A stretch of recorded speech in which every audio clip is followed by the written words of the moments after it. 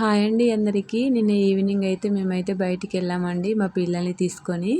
So night వచ్చే వరకు అయితే కర్రీ అయితే ఏం లేదు, మార్నింగ్ కర్రీ కూడా చేయలేదు, అందుకే కర్రీ లేదు.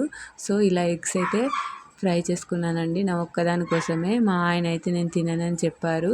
ఇంకా మా పిల్లల కోసం అయితే పెరుగు ఉండేదండి. సో వాళ్ళకైతే పెరుగన్నం అయితే తినిపించేశాను. ఇలా నా కోసం 2 ఎగ్స్ని అయితే ఫ్రై చేసుకున్నాను. మీలో ఎంతమంది కర్రీ లేకుంటే ఇలా ఎగ్స్తో ఫ్రై చేసుకుంటారు? తప్పకుండా కామెంట్ చేయండి. అలాగే ప్లీజ్ అండి వీడియో నచ్చితే లైక్ చేసి సబ్స్క్రైబ్ చేసుకోండి. ఇక కర్రీ అయిపోయాక అన్నం అయితే తినేసాను. ఇక్కడైతే ఒక విషయం చెప్తున్నాను, మా బాబుకి అయితే సెకండ్ ప్రైజ్ వచ్చిందండి కప్పదుంకుట్లో. సో ప్లేట్ అయితే ఇచ్చారు. అసలు ఎంత హ్యాపీ అంటే డైలీ నేనైతే అదే ప్లేట్లో తింటున్నాను.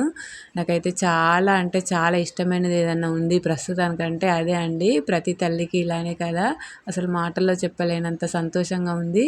ఇదే అండి ప్లేటు, చిన్న ప్లేట్ అయినా సరే ఈ ప్లేట్లో తింటే ఎంతో సంతృప్తిగా ఉంది. థ్యాంక్ యూ అండి.